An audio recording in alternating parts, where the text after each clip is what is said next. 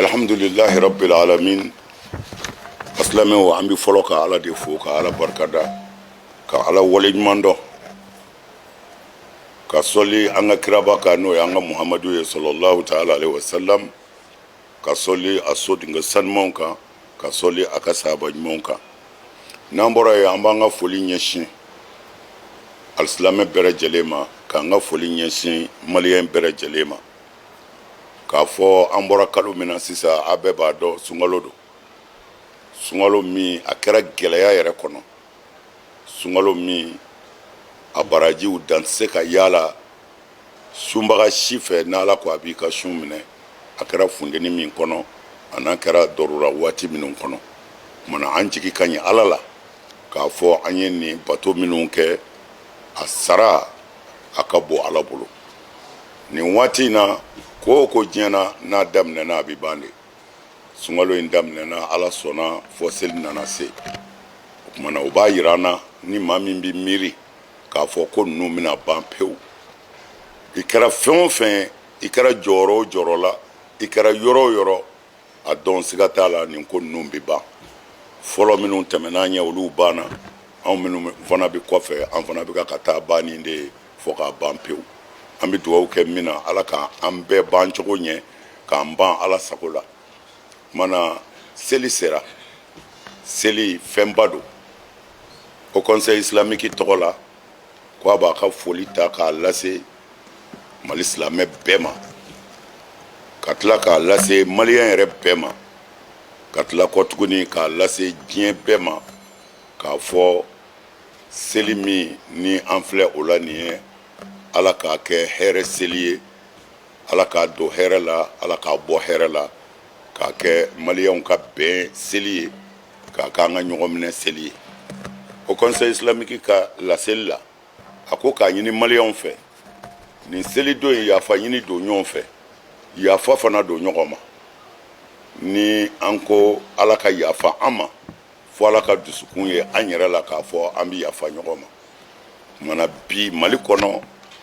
hakli sigi dobe basigi dobe nyamajo dobe ka sababu ke islame demsenu no e suna demsenu ani tasawufu demsenu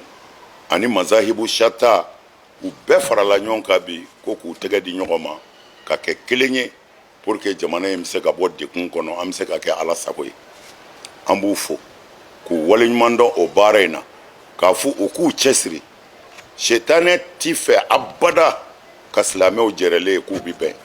parce que ala ya fo kaba wa atasimu bihablillahi jami'an wala tafarraqu islameu ay nyomine juruba kelena akana fara comme ala ya fo kaba shetane dungalenga ya fo ka ala tayeleme kabo islameu tusukuna ka hakilla jugu di ama ni ala sona nini mbare ndamnena ajugu kacha mugo werewla ajugu kacha hali silla irula manambe minini islame demsen nunfe uyeni ngani ya nyuma misri uku jija ka dafa nimbu surunya alala kalanjite même se ko soso ka fo ala kira yere sallallahu alaihi wasallam abalole nyenama nyena kasura ama fatu folo sahaba fora nyongo dine kitiwla fo ka tase ala kira yere ka kuma do sallallahu alaihi wasallam o fa muchogo ala kira yere kuma kan o fa muchogo sahaba fe o ka fa muchogo makekelenye ankara mo bebo do ka teme ne min ba fo kan domina kira ko shunti tige fiyo fo ni yoro ina ay yoro do fo akwamina taibi ko shunti tige ko fo angase walma akol lazarati seli fo angase riwaya nye fulade shunti ga yoro tabe o gelayara fo ala kira yere sallallahu alaihi wasallam akol islamé ko shunti ala ni o do gelaya fe ani tle bonyeli fe islamé chama mason parce que ala kira yere sunedo sallallahu alaihi wasallam mais kira ko kwa ji soli kadia uye jike minen kono kira yere jifle yira islamé bela sungalo fe ka siga daka mi mais kira ko mise ka shun continuer mais aya donna ya continuer islamé do dekunendo ubi sade o shun titike kira ya tatike pour que islamé ko tatike kuma na nyemgo ka nga ken no yel de nyini bay toujours même mi fe ka min fo ala kira sallallahu alaihi wasallam ako sahaba ma ko lazarati seli fo nga se ni yoro ina alors sahaba do be olu ya famu kwa ya fo de tarananji jakata bo doko no koma ko ka ba tiseli fo anga se wolu tiseli fu ka se lazara temena fo fitri bina se mais do se la do yu ka lazara se li do ma so nga se u sele minu sella tara fo ala kire sallallahu alaihi wasallam akonu nun sella ha ku ko anga na seli ni yoro inte ko men nun sella krako minu sella ni minu ma seli kwa be aso kwa beta yi chen mana mi fe ka fo nyon famu na dine na islamia la o te kokroy o kara ala kira balole aka sahaba unyana sahaba ye kira be kira ka ma famu chogo dola sahaba do ya famu chogo dola sahaba do ya famu chogo dola be baraki ka famu ka una na alla kali kira ko beta nyana karamgo be ni kalan karamgo be bi ni ndo mana bi na fora islameu dokota do ya famu ta o tsega islameu fara o de la mazahibu nana eka mazhabu yejme ebi maliki nofe tai ebi shafi nofe ebi abu hanifa ta nofe ebi ahmad bin hanbal nofe tai okmana mazhabu tlala me amafu anga bere ta nyugon fe jele takote islamé bi yoro bi bende islamé bi bende dila islamé bi kelenya de dila mais islamé ti farali dila islamé ti juguya laben ana islamé nyoche hala ni kafiri che jangwa islamé nyo ola amanga demsenu fu ala ni hakili nyuma mi duma hakili mbaraka ko inga gele ya dado parce que chaman bi seli oti ala fe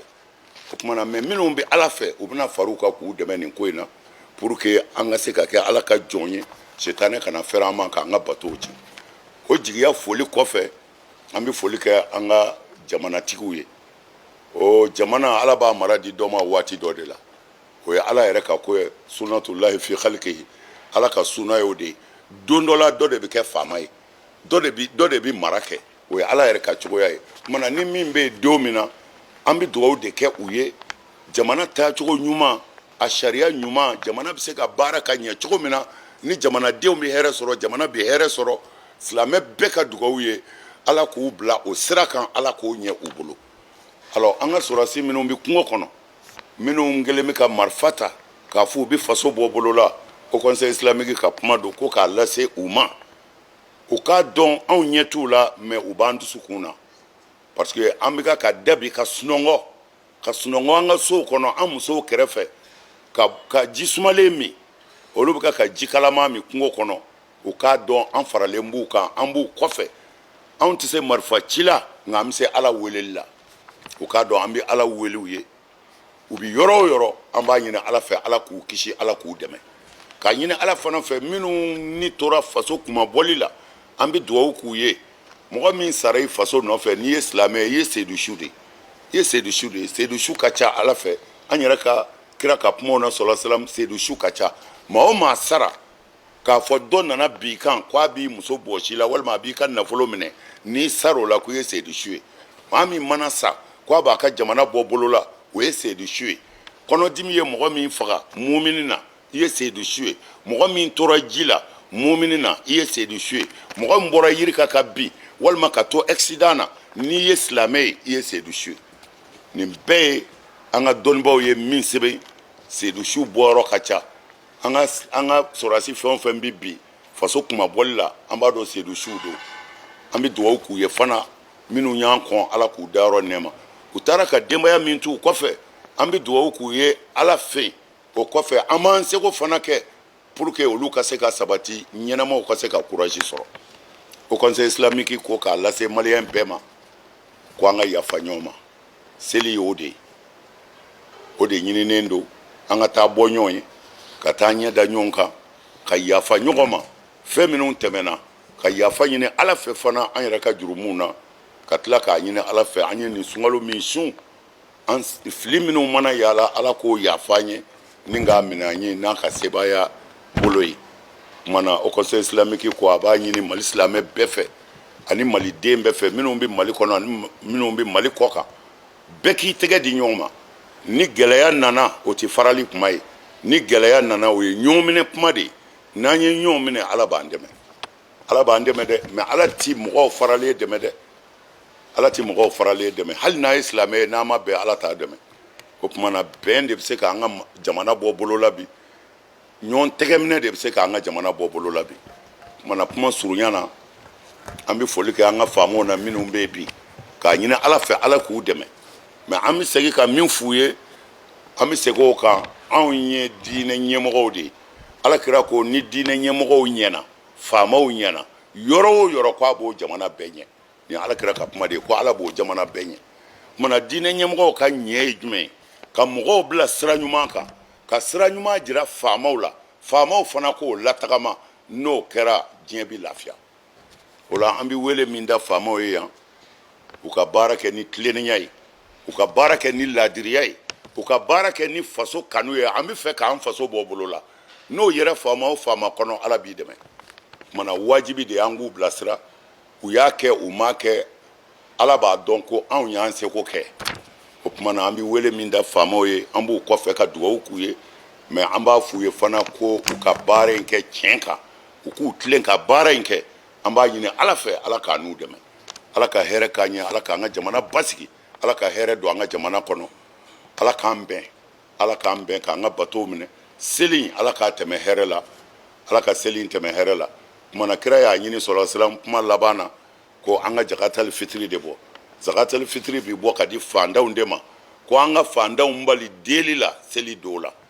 fandanw kana taa mɔgɔ deli o la zakatal fitiri bi bɔ ka d'u ma kira ko an ka su ninnu a bɛɛ bloquelen don a si ma se ala ma fɔlɔ fo n'an ye zakatal fitiri bɔ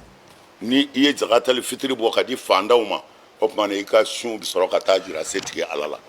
o kumana fandan minnu ka surun an na an bɛ minnu dɔn an jija k'an seko k'u ye hali zakatal fitiri dama tɛ zakatal fitiri ye ɲɔw de ye balow de ye mɛ hali seli la i seko kɛra fini min ye k'a di fandan dɔ ma k'o nisɔndiya i seko kɛra wari min ye k'a di fandan dɔ ma k'o nisɔndiya o fana bɛ nisɔndiya don a ka du kɔnɔ n'o cayara jamana kɔnɔ o bɛ hɛrɛ don jamana kɔnɔ o bɛ ala kɛ ka jamana filɛ ni ɲɛ ɲuman ye kumana ala k'an ka jamana filɛ ni ɲɛ ɲuman ye ala k'an bɛɛ laban ɲɛ salamu aleykum wa rahmatulahi ta'ala wa barakatu a ɲɛna